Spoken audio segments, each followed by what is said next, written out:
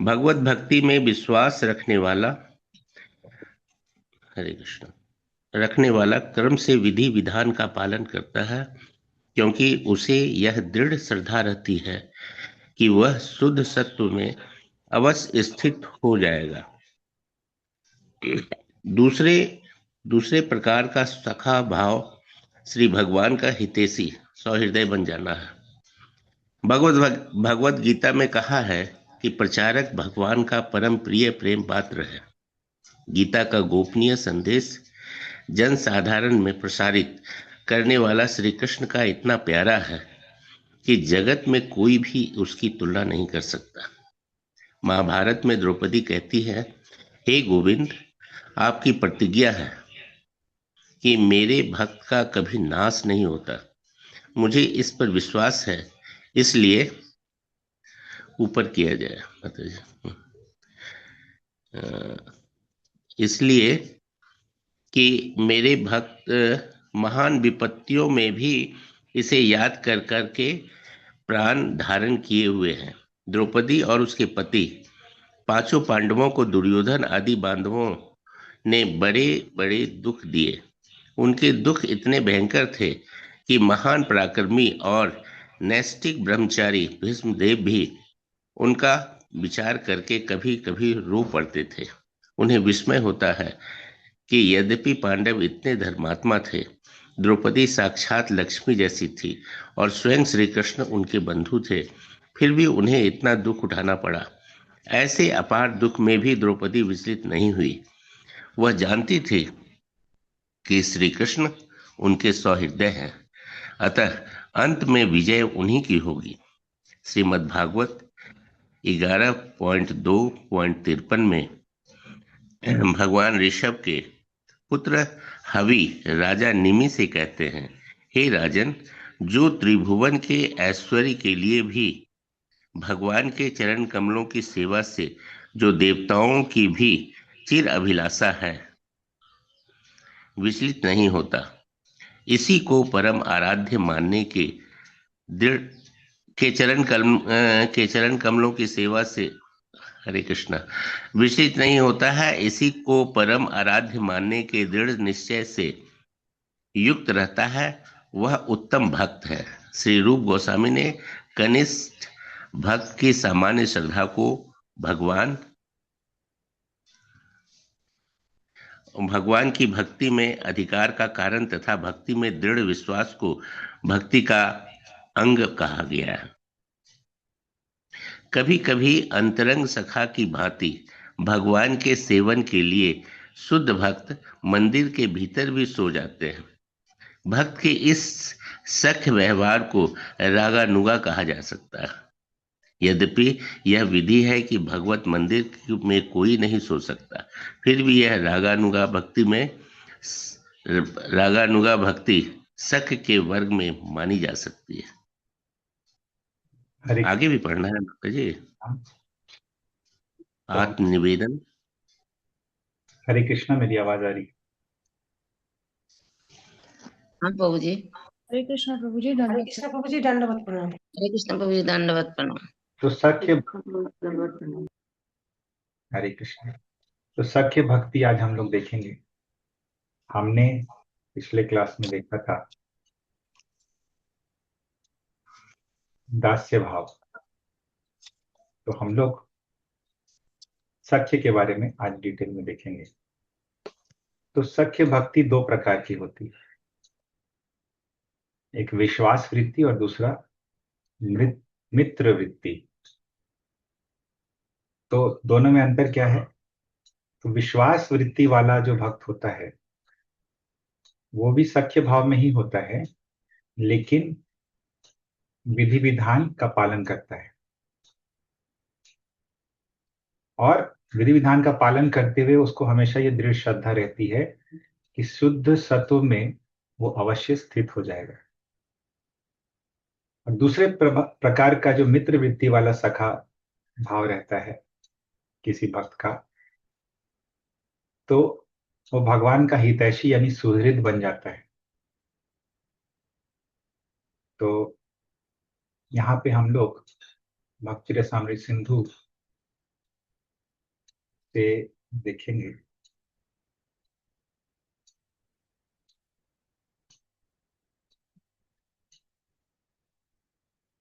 अथ सख्यम यानी सख्य, यानी 48वां अंग है ये भक्ति का। विश्वासो मित्र वृत्तिश्च सख्यम द्विविधमीरितम। तो सख्यम द्विविधम ईरितम, सख्य जो है वो दो प्रकार का कहा जाता है। पहला विश्वास और दूसरा मित्र वृत्ति ही। दो प्रकार के सख्य होते हैं। तो इसके संबंध में आगे रूप गोस्वामी बतलाते हैं।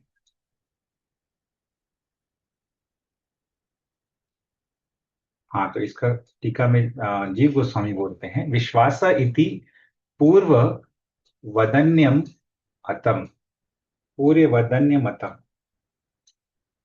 मित्र वृत्ति वृत्ति इति स्वमतम, मित्रम बंधु मात्रम यन मित्रम परमानंदम इति वत्, तद वृत्तिस तत्तया अभिमानः। तो दो प्रकार का मत जो है वो रूप गोस्वामी बोलते हैं। और इस संदर्भ में रूप गोस्वामी तत्र आद्यम यथा श्री महाभारत, तो उसमें जो पहला है यानी कि विश्वास, उसका उदाहरण देते हैं महाभारत से। प्रतिज्ञा तव गोविंद न मे भक्तः प्रणश्यति इति संस्मृत्य संस्मृत्य प्राणान् संधारयाम्यहम्। तो द्रौपदी बोलती है भगवान से महाभारत में कि हे गोविंद, तव प्रतिज्ञा, आपकी प्रतिज्ञा क्या है? भगवान की प्रतिज्ञा, न मे भक्तः प्रणश्यति, कि मेरा भक्त जो है उसका कभी नाश नहीं होता है। तो आपने ये जो प्रतिज्ञा की है, और अर्जुन को बोला कौन्तेय प्रतिजानी ही न मे भक्तः प्रणश्यति, कि कौन अर्जुन, तुम ये डिक्लेयर कर दो कि मेरे भक्त का कभी नाश नहीं होता है। तो इति संस्मृत्य संस्मृत्य, इसको याद करते हुए अहम प्राणान संधारयामी, मैं प्राणों को अपने धारण की हुई हूं। और यही चीज प्रभुपाद यहां बोलते हैं कि हे गोविंद, आपकी प्रतिज्ञा है कि मेरे भक्त का कभी नाश नहीं होता, मुझे इस पर विश्वास है, इसलिए महान विपत्तियों में भी इसे याद कर कर के प्राण धारण किए हुए। देखिए, भक्त का ये विश्वास जब होता है तो कितना भी बुरा परिस्थिति आ जाए वो कभी हताश नहीं होता है, क्योंकि उसको पता है कि भगवान की प्रतिज्ञा है कि मैं भक्तः न प्रणश्यति, मेरा भक्त जो है उसका कभी नाश नहीं होता है। द्रौपदी और उसके पति पांचों पांडवों को दुर्योधन आदि बांधवों ने बड़े बड़े दुख दिए, ये हम लोग देखते हैं। यहाँ तक कि महान पराक्रमी और नैष्ठिक ब्रह्मचारी भीष्मदेव भी इनको सोच सोच के कभी कभी रो पड़ते थे कि इतना भयानक दुख हुआ, और उनको विस्मय भी होता था कि पांडव तो इतने धर्मात्मा थे, द्रौपदी तो साक्षात लक्ष्मी थी, और स्वयं कृष्ण उनके बंधु थे, फिर भी उनको इतना दुख उठाना पड़ा। लेकिन इतने दुख में भी द्रौपदी कभी विचलित नहीं हुई। द्रौपदी नहीं विचलित हुई क्योंकि वो जानती थी कि कृष्ण उनके सुहृद हैं, इसीलिए विजय अंततः उन्हीं की होगी। तो हम लोग देखेंगे इस संबंध में,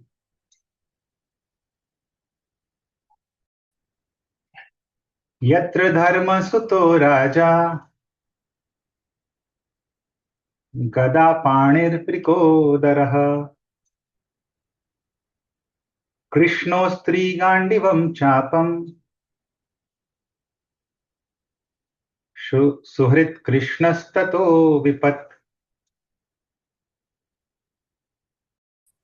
विष्णुदेव बोलते हैं कि देखो, यत्र धर्म सुतः राजा, धर्म का पुत्र धर्मराज स्वयं महाराज युधिष्ठिर, और गदा पाणी ही, हाथ में गदा लिए हुए कौन? वृकोदरः, भीम।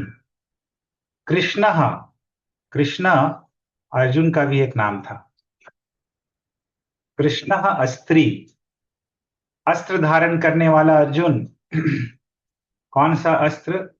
गांडीव चापम, तो अनेक अस्त्रों के साथ गांडीव भी, और जहां पे गांडीव जैसा धनुष भी था। सुहृद कृष्ण, और कृष्ण जो है सुहृद थे। ततः विपत, फिर भी विपत्ति। ऐसा भीष्मदेव जो है बोल रहे हैं कि देखो समय कितना बलवान है, कि ऐसा कैसे हो सकता है कि जहां राजा युधिष्ठिर हैं जो कि धर्मराज के पुत्र हैं, जहां भीम है जो कि गदा पाणी, हाथ में गदा धारण किए हुए हैं, जहां इतने बड़े अस्त्रधारी अर्जुन है जो कि गांडीव भी साथ में लिए हुए हैं, और जहां स्वयं भगवान कृष्ण है, तब भी देखो काल का प्रभाव कितना बलवान है कि तभी भी इनके जीवन में विपत्तियां इतनी सारी आई। तो ऐसा विष्णुदेव बोलते हैं। तो काल की शक्ति यहाँ पे बतलाते हैं। तो यहाँ पे प्रभुपाद भी देखिए सेम चीज इसी श्लोक से रेफर करते हैं।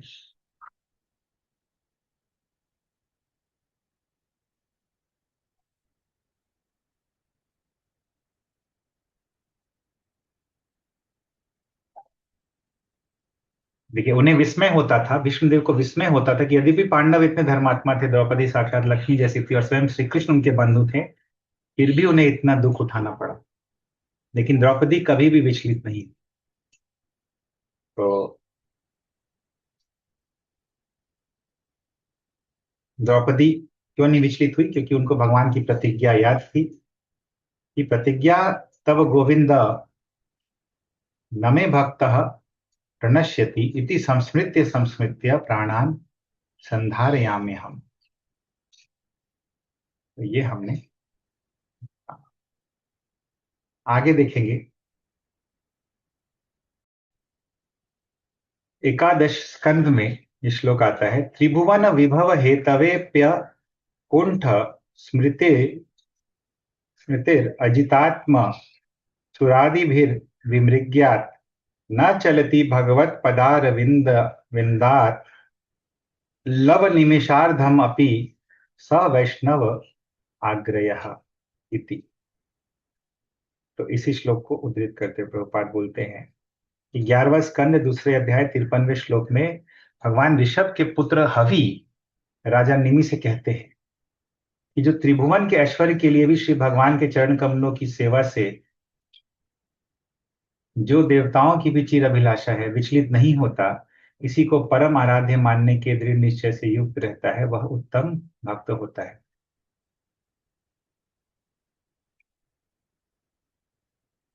तो त्रिभुवन का ऐश्वर्य जो देवताओं की भी चिर अभिलाषा है, उसके लिए भी जो भगवान के चरण कमलों की सेवा से विचलित नहीं होता और इसी सेवा को परम आराध्य मानने का दृढ़ निश्चय से युक्त रहता है, वही उत्तम भक्त होता है। तो त्रिभुवन विभव हेतवे अपि, त्रिभुवन का वैभव के हेतु के लिए भी, को प्राप्त करने के लिए भी, अकुंठ अकुंठ स्मृतिर अजितात्म सुरादिभिर विमृग्यात, सुर आदिभिर विमृग्यात, जो देवता लोगों के लिए भी बहुत ही आकांक्षणीय होता है। क्या आकांक्षणीय होता है? त्रिभुवन विभव हेतु न चलती, तो लेकिन जो भक्त जो है उसके लिए भी, ऐसे वैभव के लिए भी न चलती, विचलित नहीं होता है। किससे? भगवत पदार विंदात, भगवान के चरण कमलों से थोड़ा सा भी नहीं। लव निमिषार्धम अपि, लव यानी कि समय का एक यूनिट है, निमिष भी समय का यूनिट है। तो लव मात्र के लिए भी वो विचलित नहीं होता, या निमिष मात्र के लिए भी नहीं होता, निमिषार्ध, निमिष के आधा समय के लिए भी विचलित नहीं होता। स वैष्णवाग्रह, वह वैष्णवों में उत्तम है।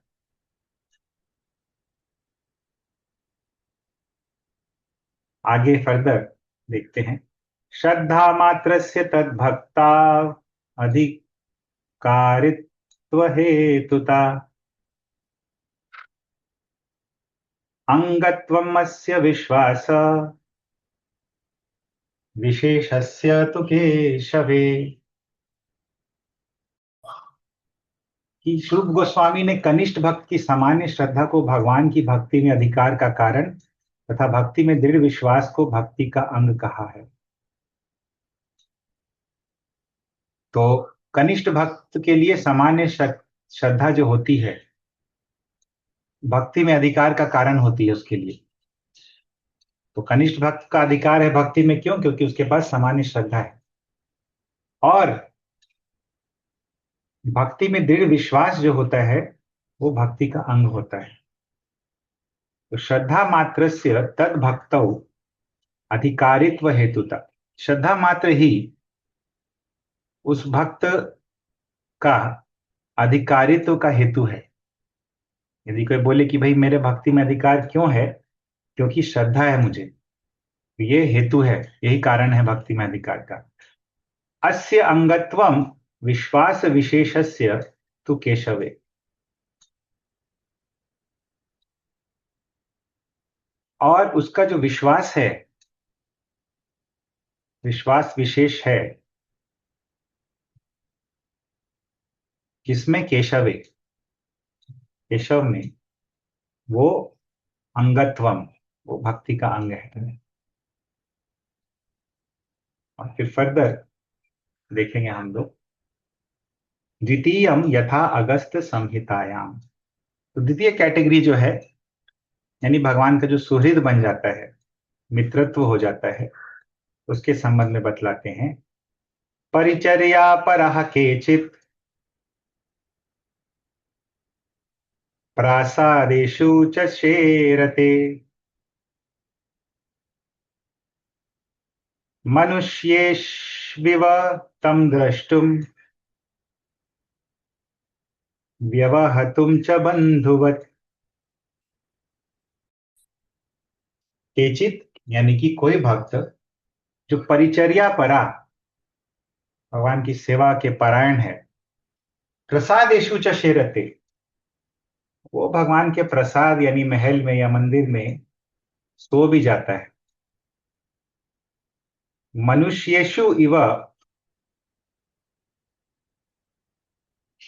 तम द्रष्टुम व्यवहर्तुम च बंधुवत, वो मनुष्य के जैसा देखता है भगवान को, और बंधुवत व्यवहर्तुम, और बंधुवत यानी बंधु सखा की तरह उनके साथ व्यवहार करता है। तो देखिए यहाँ पे बोले हैं प्रभुपाद, कभी कभी अंतरंग सखा की भांति भगवान के सेवन के लिए शुद्ध भक्त मंदिर के भीतर ही सो जाते हैं। भक्त के इस सख्य व्यवहार को रागानुगा कहा जाता है, क्योंकि विधि तो है कि भगवान के मंदिर में कोई सो नहीं सकता, लेकिन रागानुगा भक्ति सख्य के वर्ग में मानी जाती है, जिसमें कि वो भगवान को का परिचर्या परा है, भगवान की सेवा करना चाहता है, सेवा परायण है वो, लेकिन फिर भी भगवान के प्रसाद में महल में सो जाता है भगवान के साथ। उसको लगता है कि ये मेरा बंधु है। तो ये जो दूसरे टाइप की मैत्री है, प्रथम जो हमने देखा जिसमें विश्वास रहता है, और दूसरा जिसमें कि मैत्री रहती है। फिर आगे देखते हैं हम लोग। रागानुगांगतास्य स्यात् विधि मार्गानपेक्षणात्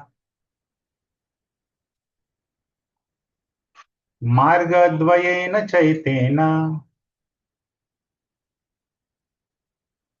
साध्या सख्य रतिर्मता।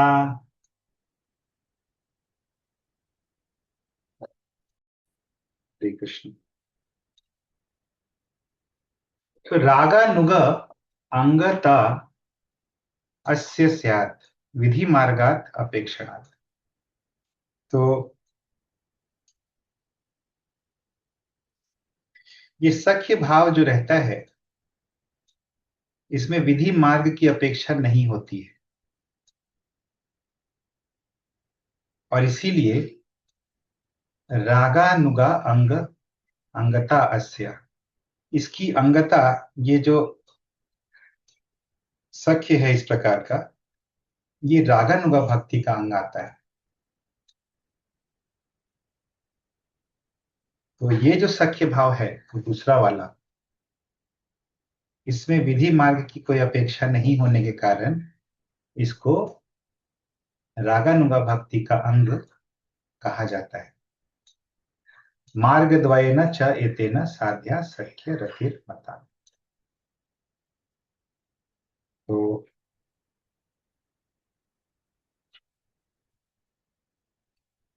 इस प्रकार ये दो मार्ग जो है सख्य के कहलाते हैं।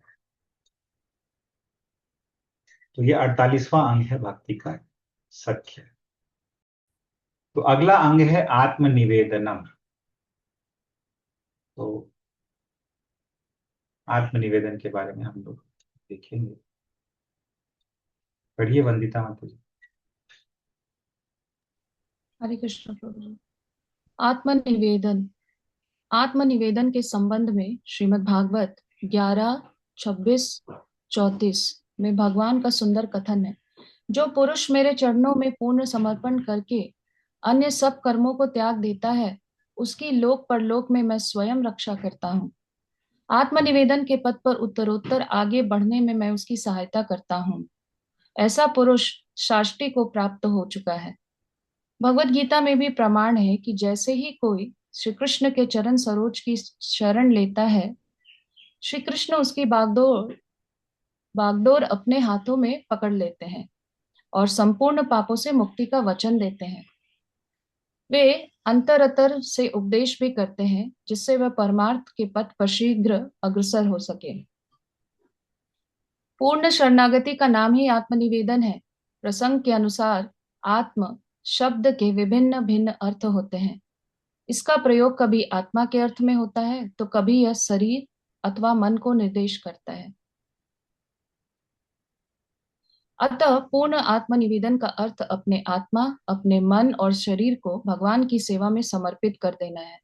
श्रील भक्ति विनोद ठाकुर ने इस संबंध में अतिशय सुंदर भजन गाया है।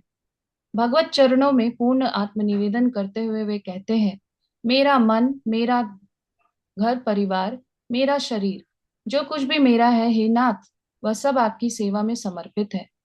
अब आप जो चाहे उसके साथ वैसा ही करें।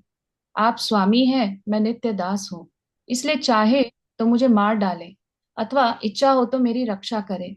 आपका पूर्ण अधिकार है, मेरा अपना कुछ नहीं।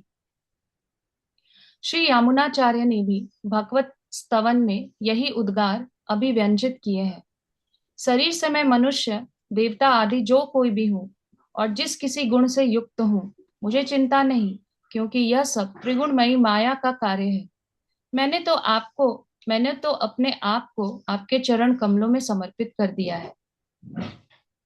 हरि भक्ति विवेक में शरीर के समर्पण का प्रकार कहा गया है। भक्त कहता है, हे स्वामिन, बिका हुआ पशु अपने शरीर की रक्षा के लिए चिंता नहीं करता। मेरा शरीर आत्मा आपको समर्पित हो गया है, इसलिए अपने रक्षण की चिंता से विरत हो गया हूँ। भाव यह है कि अपने अथवा परिवार के रक्षण मरण की चिंता न करे। यदि कोई वास्तव में शरीर आत्मा से समर्पित हो गया है, तो सदा स्मरण रखे कि उसका एकमात्र कार्य भगवत सेवा के परायण रहना है। श्रील रूप गोस्वामी कहते हैं कि सरव्य और आत्मनिवेदन भक्ति के ये दोनों अंग दुष्कर हैं, बहुत कम पाए जाते हैं और केवल उत्तर भक्तों के लिए ही साधना में सुख साध्य है। भाव यह है कि शुद्ध भाव भक्ति से युक्त आत्मनिवेदन बड़ा ही दुर्लभ है। यह तभी होगा जब पूर्ण रूप से भगवान की इच्छा के परायण शरणागत हो जाए। हरे कृष्णा माता जी। तो ये जो अंग है 49वां अंग है भक्ति का, जिसको आत्मनिवेदन कहा जाता है। सख्यम आत्मनिवेदन। तो भागवतम में 11वां स्कंद 29वां अध्याय 34वां श्लोक में भगवान का सुंदर कथन है। क्या कथन है ये, यहाँ पे देखेंगे। यथा एकादशे, एकादश स्कंद में कहा गया है,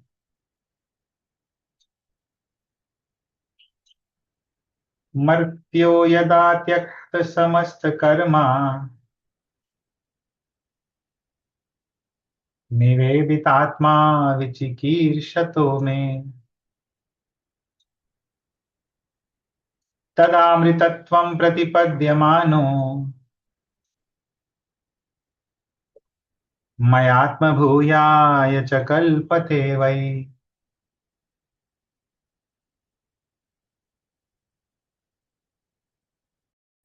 बहुत ही सुंदर है ये कि यदा, जब मर्त्य, जो मर्त्य व्यक्ति होता है, मर्त्य व्यक्ति यानी हम सभी जीव जितने भौतिक जगत में सभी मर्त्य हैं, कोई भी अमर्त्य नहीं है। तो यदा, जब वो त्यक्त समस्त कर्मा, सभी कर्मों को त्याग करके निवेदित आत्मा विचिकीर्षतो में, वो अपने आप को निवेदित कर देता है, आत्मा निवेदित, इसी से आया है आत्मनिवेदनम। तो अपने आप को समर्पित कर देता है, जितने नैमित्तिक कर्म है सबका परित्याग करके अपने आप को समर्पित कर देता है। तदा अमृतत्वम प्रतिपद्यमानः, तब क्या होता है, वो अमृतत्वम यानी भगवान का धाम, जो कि अमृत है, जो कि मृत्यु से परे है, वो उस धाम को प्राप्त कर लेता है। मया आत्मभूयाय च कल्पते वै। तो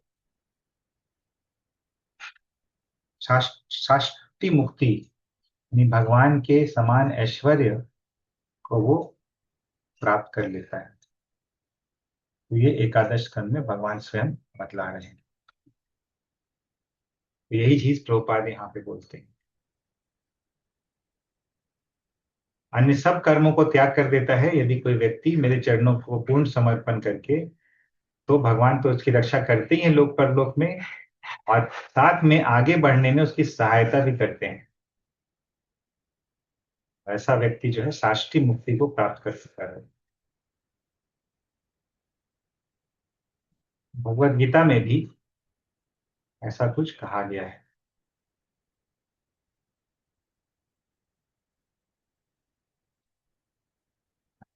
तो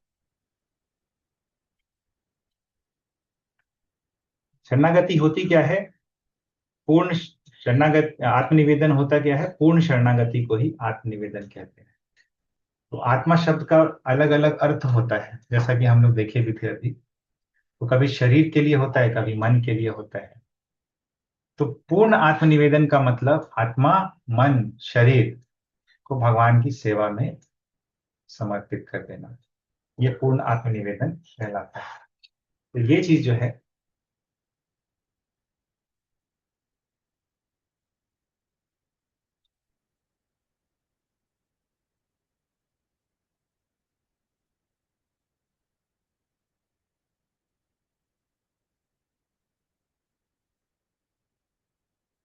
तो आगे देखते हैं हम लोग।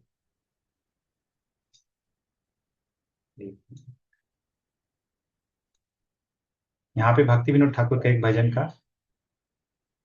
इलस्ट्रेशन दे रहे हैं, वो हम लोग देखेंगे आगे। फिर यामुनाचार्य के स्तवन में आ रहे हैं। यामुनाचार्य ने भी भगवान के स्तवन में ये उद्गार प्रकट किया है कि मैं चाहे कुछ भी हूं, मैं चाहे देवता हूं, चाहे मनुष्य हूं, या किसी भी गुण से युक्त है, मुझे चिंता नहीं है, क्योंकि सब कुछ जो है ये त्रिगुणमयी माया का ही कार्य है, और मैंने तो अपने आप को आपके चरण कमलों में समर्पित कर दिया है। तो जब समर्पण हो जाता है तो कोई व्यक्ति किसी भी अवस्था में हो, उससे उसको फर्क नहीं पड़ता है। तो इस संबंध में ये श्लोक है, वपुरादिषु योऽपि कोऽपि वा गुणतोषानि यथा तथा विधः तदयं तव पाद पद्मयोरहम् अद्यैव मया समर्पितः।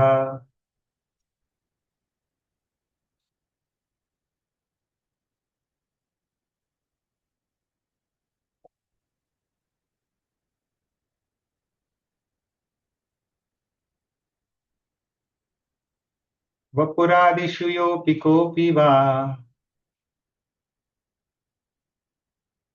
गुणतोऽसानि यथा तथाविधः तदयं तव पादपद्मयोर् अहम् अद्यैव मया समर्पितः। इस श्लोक में यामुनाचार्य बोलते हैं कि वपुरादिषु योऽपि कोऽपि वा, कि मैं शरीर से कोई भी हूं, चाहे देवता हूं चाहे मनुष्य हूं, कोई भी हूं, यो अपि को अपि वा गुणतो असानी यथा तथा विधा, और चाहे कुछ भी गुण से मैं युक्त हूं, मुझे उसमें चिंता नहीं है।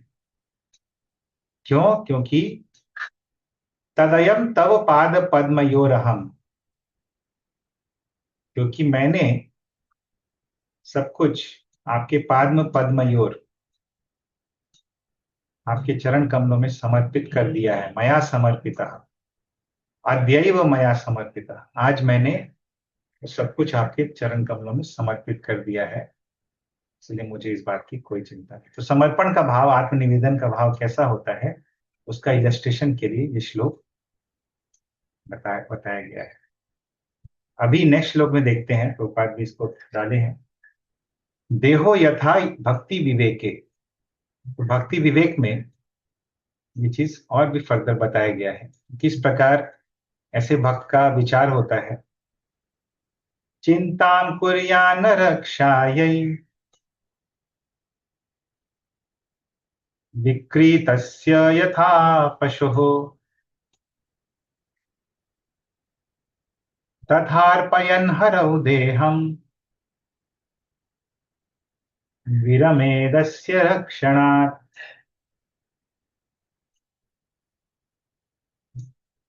वेदन कैसे होता है, तो बोलते हैं कि यथा पशु हो, यथा विक्रीतस्य पशु हो, जिस प्रकार एक बेचा हुआ पशु का रक्षायै चिंता न कुर्यात्, रक्षा के लिए चिंता नहीं की जाती, तथा अर्पयन हरौ देहम, उसी प्रकार हरौ यानी भगवान को, भगवान में यदि किसी ने अपने देहम अर्पयन, शरीर का अर्पण कर दिया है, अर्पित कर दिया है, अस्य रक्षणात् विरमेत, फिर वो रक्षा को वो विराम दे देता है, विराम दे देता है, उसको स्वयं से प्रयास वो नहीं करता है, क्योंकि भगवान के ऊपर पूरी तरह से वो आश्रित है। तो हरि भक्ति विवेक में यही चीज कहा गया है। बिका हुआ पशु अपने शरीर की रक्षा के लिए चिंता नहीं करता, मेरा शरीर आत्मा आपको समर्पित हो चुका है, इसीलिए अपने रक्षा की चिंता से मैं विरत हो गया। तो एकमात्र कार्य अब क्या होता है ऐसे आत्मसमर्पित भक्त का, कि वो हमेशा भगवत सेवा के परायण रहता है। तो इसके बारे में, इस अंग के बारे में रूप गोस्वामी क्या कहते हैं वो देखेंगे। दुष्करत्वेन विरले द्वे सख्यात्म निवेदने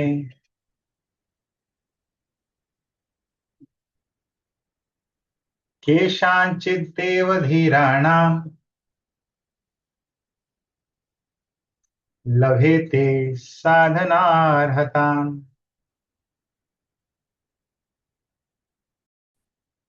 दुष्करत्वेन, दुष्करत्व के कारण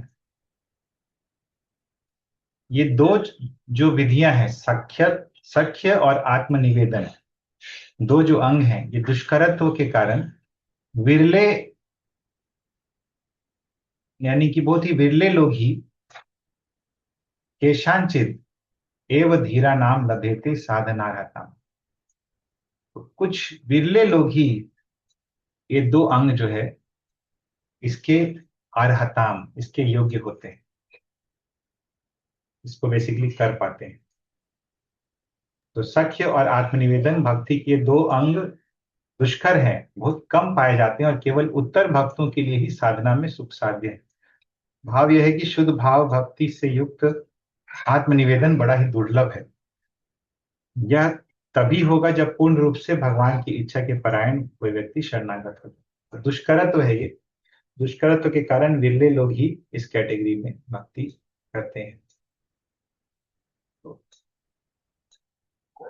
ये हमने देखा यहाँ पे।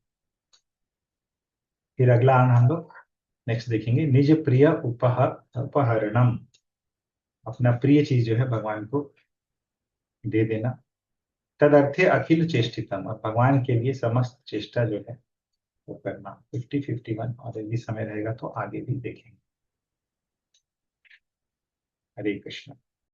श्रील भक्ति विनोद ठाकुर ने इस संबंध में अतिशय सुंदर भजन गाया है। भगवत चरणों में पूर्ण आत्मनिवेदन करते हुए कहते हैं कि मेरा मन यानी मानस, मेरा घर परिवार